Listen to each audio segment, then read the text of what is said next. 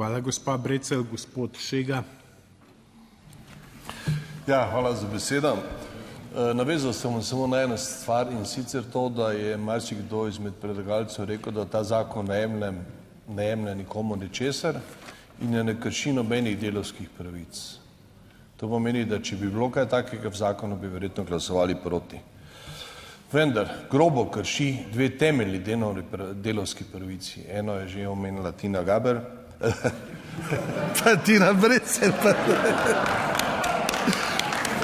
In sicer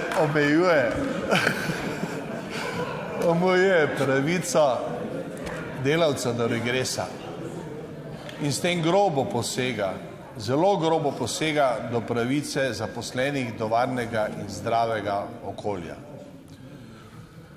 Druga stvar, ki krši grobo, je prisilno upokojevanje.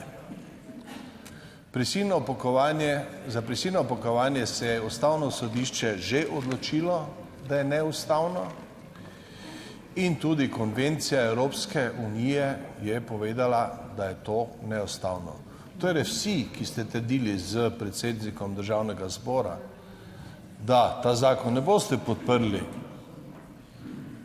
če krši delavske pravice, jaz upam, da boste sedaj držali tale glas in ta zakon ne boste podprli. Hvala.